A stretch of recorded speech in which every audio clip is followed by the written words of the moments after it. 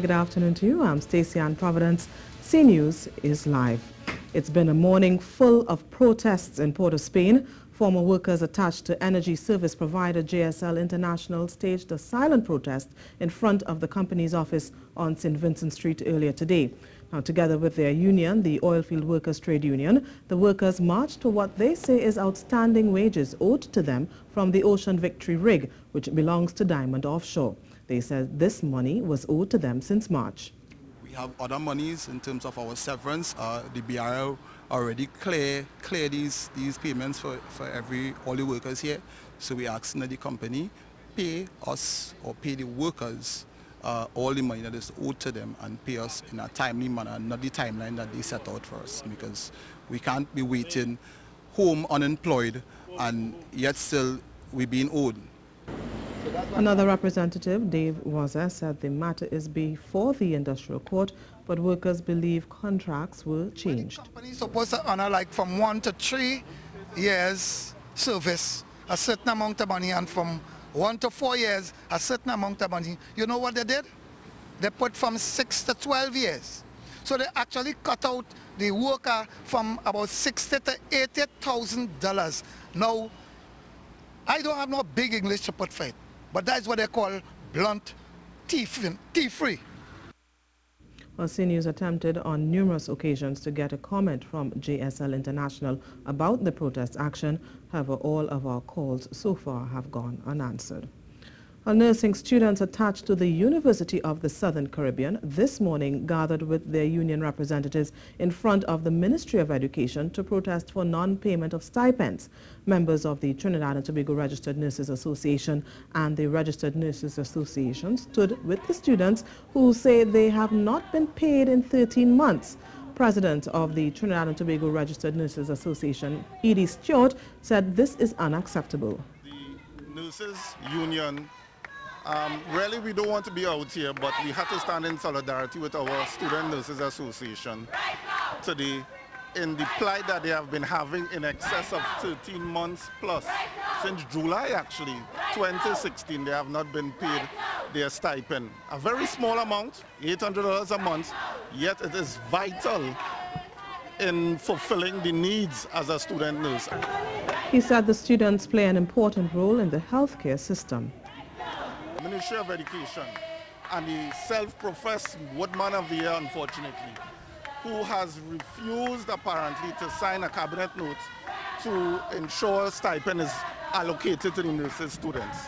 So, and we want to reiterate, the students play an important part in nursing due to the fact that there's a crisis in the nursing fraternity. There's not enough nurses. There are shortages run right throughout all RHAs. It is the students who have to take up the slack. To some crime news now. The body of a woman was found in central Trinidad last night. The body was seen at around 10 p.m. on the John Peter walkover in Charleville. Now, the woman was identified as 26-year-old Esther Rodriguez, a national of the Dominican Republic. Her body bore what appeared to be stab wounds. Both her skirt and her top were pulled up to reveal her underwear. And in other news, police are continuing investigations into a shooting in Arima, which claimed the life of one man. According to reports, at around 2:30 p.m. on Monday, gunshots were heard along Martinez Street. When residents checked, the body of a man was found lying in the roadway, and he was later identified as 29-year-old Sylvanus Grant. Investigations into both incidents are ongoing. Well, the Children's Authority of Trinidad and Tobago has launched an investigation into the Family First Foundation for Children in Tobago. In a release on Monday, the authority called on the manager of the home to cease operations until further notice. The release stated the manager has been informed that she's not authorized to take any child into her care and she could face legal action if she fails to comply. Now, last Friday, the home was destroyed by fire. The Children's Authority has said it is collaborating with the THA and other entities to ensure the safety of the children who were stationed at the home. Now, this is the C News report at noon. Remember, you can keep up to date with all the latest news on our website at ctvtt.com, or you can check out our Facebook and Twitter pages at C News Live.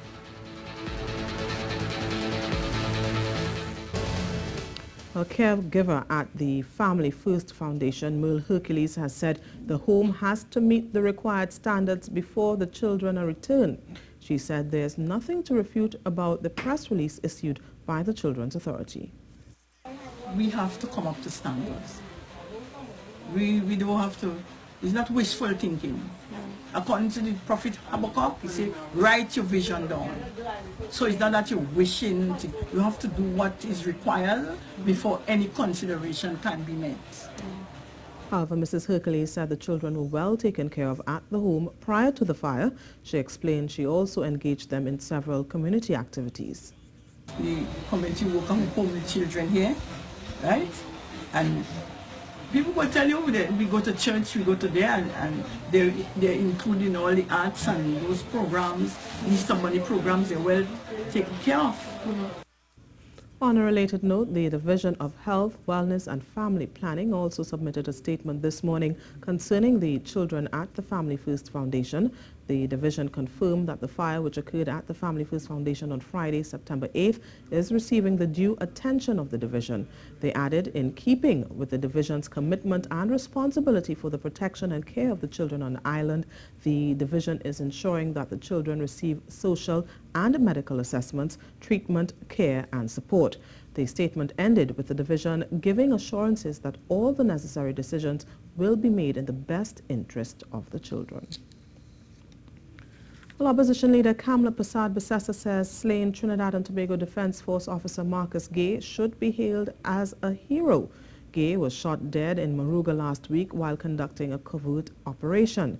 The opposition leader attended Gay's funeral at the St. Christopher's Anglican Church in Siparia, and in a media release from her office, the Siparia MP relayed parts of her speech at the funeral. She said he was a hero who deserves a hero's send-off. She added, we must do our best to honor the legacy that young Lance Corporal Marcus has left behind. Let us work together to create a better, safer country for his wife and his son. Now, the opposition leader also raised the matter of paying $1 million to the estate of members of the protective services who were killed in the line of duty. That commitment was announced in 2014 under her administration, but is yet to be announced. And a man who assaulted a traffic police officer with a belt and was subsequently arrested during a road exercise on Sunday has been denied bail. 41-year-old Terence Samuel of Heliconia Crescent, La Hocketa, appeared before Arima magistrate Debbie Ann Bassor on Monday, charged with assaulting a police officer in the execution of his duty, resisting arrest and obstruction on a highway. The matter was adjourned to Thursday. Now, the TTPS has commended the officers for exhibiting restraint in subduing the man who became violently aggressive during the road exercise at the Trinity intersection along the Churchill-Roosevelt Highway. One gun and a quantity of marijuana was seized by officers of the Western Division Task Force on Monday afternoon. The party of officers working on information received went to a riverbank along Moncoko Road, Maraval, near the Maraval Community Center. There, they conducted a search and found a black plastic which contained a Taurus pistol with 1 round of 9mm ammunition, as well as plastic packets of marijuana. When weighed, the marijuana totaled 26 grams. No arrests were made in relation to the find. And the 4 men charged with conspiracy to traffic drugs were granted bail by an Arima magistrate today. 53-year-old Ricardo Bennett, 35-year-old Stephen Francois, 31-year-old Sean Carter, and 27-year-old Yakini Bowen were charged in relation to the discovery of 40 kilograms of cocaine at the JFK International Airport in New York last November. The cocaine had allegedly been transported from Trinidad. The bail was granted by Magistrate Gillian David Scotland. It was set at property to be proved by the clerk of the peace, valued at $100,000. Now, all charges were reached before the court and laid indictably. Each of the men's attorneys addressed the court on the issue of bail. The matter was adjourned to November 19th. And let's take a brief look at the weather forecast now. Trinidad and Tobago should see sunny periods interrupted by cloudy intervals with showers in varying localities. Some showers will become heavier during the afternoon and a few may be thundery at times, especially near western and hilly areas of Trinidad. Seas are normal with waves up to 2 meters in open waters and below 1 in sheltered areas. 12 Trinidad and Tobago nationals have been airlifted from St. Martin to Antigua. A national helicopter successfully rescued the Trinidad and Tobago nationals and some CARICOM nationals facing danger in hurricane-ravaged St. Martin. The helicopter had been on standby to airlift passengers from both St. Martin and Barbuda and was given the all-clear to fly to those islands after Hurricane Jose was no longer deemed a threat to those territories. The move was done under the coordination of the Ministry of Foreign and CARICOM Affairs and the Ministry of National Security in a view to evacuate Trinidad and Tobago nationals from St. Martin and the British Virgin Islands. An official request is being made to the British government for assistance with respect to the evacuation of our nationals in the BVI. Well, on Sunday evening, opposition leader Kamla Persad-Bissessar told the United National Congress the Petrotrin has been paying for oil that did not exist, and the government is repaying a PNM financier with contracts. On Monday, Energy Minister Franklin Can responded, saying the final report has not yet been received by the government and they expect to get the report once the review is complete. That the leader of the opposition's attempt to put a political spin on an audit report on this matter is unfounded and very ill-advised. I want to go on record as also stating that the PNM, the Prime Minister, nor the Minister of Energy had absolutely nothing to do with this matter, and it is solely under the remit of Petrotrin's board and management. Responding to the allegation that the owner of ANV Gas and Oil, who has been contracted since 2009, is a PNM financier, Minister Khan, who is also the chairman of the PNM, said that is not the case. He said the PNM raises funds for election campaigns, but he could not say if the owner of ANV was one who did contribute.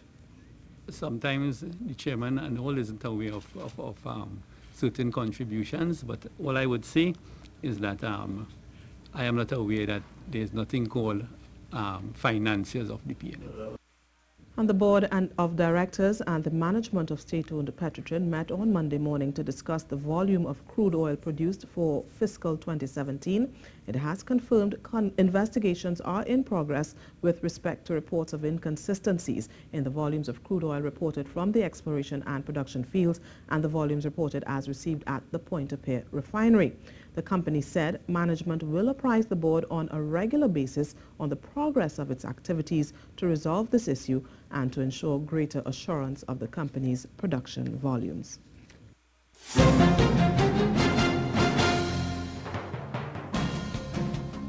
To sport news now, Striker Nets endured a feisty game against UTT on Sunday night to set up a date with Defence Force in Saturday's North Zone Big Four finals at the Jean Pierre Sports Complex. The game got heated at one point before Striker Nets went on to secure a thrilling one-point win over the students, as Ian Wason explains. After going one up last week, Striker Nets were determined to close off the series. When Richard Giuseppe scored this three, he sent them on their way. Quasi Julian scored 7 points, 3 of them coming here from beyond the arc, for an 18-10 first quarter lead. In the second quarter, Alistair Martin gave Striker Nets a double-digit lead with this jumper for 13-21. Siddiqui Guerra also hit a 3, in fact he hit 2. And as a team, Striker Nets hit 8 on the night. The lead was still 10 at 36-26. But this is championship basketball and everyone goes on a run, as did UTT, and Miles Sampson's determination helped to make it 30-36. Shannon Harris hit a 3, but they were behind 33-41 at this stage. Now with UTT making a run, they were pumped up, especially Zarek Naji, who kept taunting the Strikers Nets bench. And when he did dunk here to cut the deficit at 49-61, he even had some words for yours truly. And I'm not even playing. Tempers boiled over when Siddiqui Guerra, who scored just 6 points, seemed to be hit in the face, battling for the loose ball.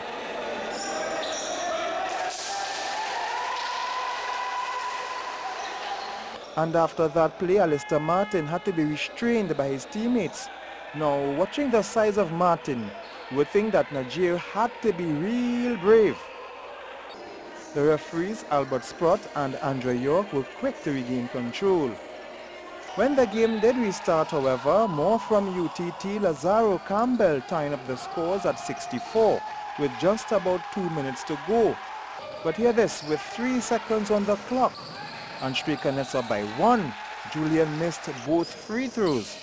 And there went UTT's dream of facing the defense first. The dream went with a buzzer. After the game, there was no love lost between Nigeria and the Striker Nets, and duo Sadiq Guerra and Richard Giuseppe are looking forward to the Defense Force series. I mean, well, it's feeling good, you know what I mean? We just had to come out and play hard, get ready for Army, go back and practice, go over we players and thing and get ready for the next team. When Army beat Striker Nets, we didn't have all the players. If you can recall, myself wasn't there, Mariba wasn't there, a couple other players wasn't there too. So this time they get a whole team. Defense Force beat Trailblazers 111-72 on Saturday to complete that series 2-0. Ian Rayson, C Sports. To some football now, Neil Gerard Mitchell scored on debut to give his new side, MICIT St. Anne's Rangers, and new head coach Adrian Roman a 1-0 victory over Mova Caledonia United on Sunday at the St. Augustine Senior Secondary School ground.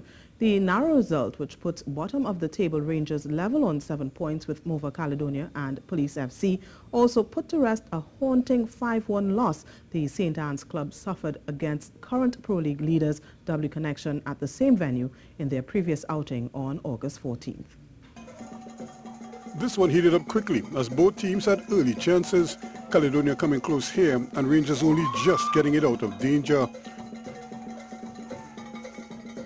Still, they kept probing and carved out more chances, but Cleon John need not worry as the Caledonia Raider was a bit off. But the same could be said for his strikers, whose naivety in front of goal resurfaced once again after the long break, and Glenroy Samuel's blushes were spared. Again, their approach work was spot on until the finishing touch was needed, which betrayed them time and again, not even forcing Samuel into action. Still, they kept coming at Caledonia, whose porous defense was breached time and again, but once more, Rangers couldn't apply the finishing, and it somehow remained goalless to this point. And just before the half, Rangers had another saunter into the heart of the Caledonia defense, only for appeals to the ref for a penalty went unheeded, goalless at the half.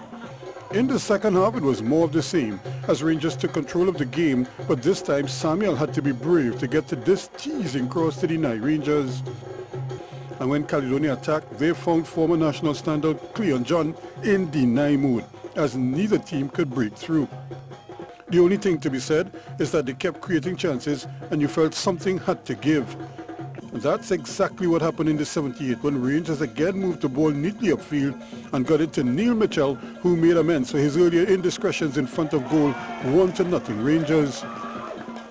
Caledonia came close to an immediate equalizer, but again found John in inspired form in goal for Rangers to help preserve a deserved 1-0 victory. The win pushes them up to 7 points, and with new coach Romain also breaking his duck, the future looks bright for Rangers, who look poised to finally move out of the bottom half of the Pro League table. And not too unexpectedly, Cricket West Indies have cleaned house and changed the coaches and management personnel attached to the women's team. It comes just ahead of Sri Lanka's visit from October 5th. Now, the process starts with the search for a new head coach to replace Vasper Drakes.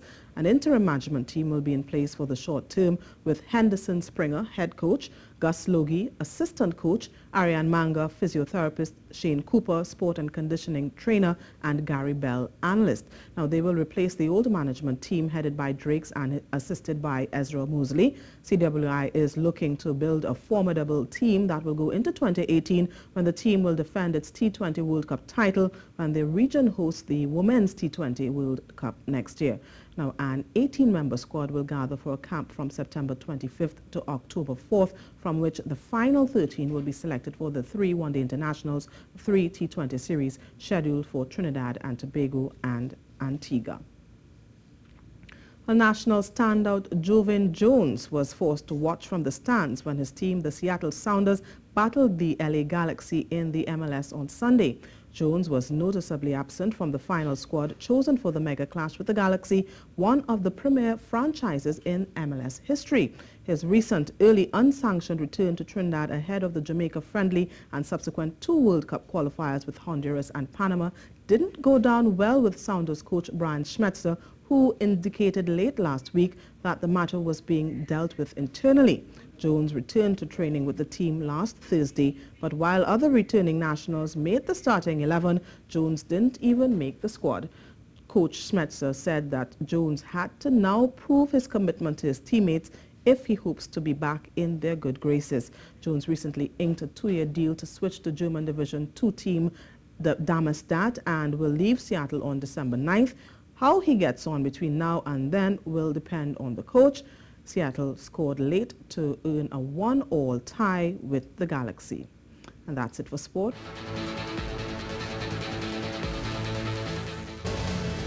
And that's the C News report at noon. Remember, for up-to-date and breaking news throughout the day, visit the C News website at ctvtt.com. I'm Stacey Ann Providence. Have a good afternoon.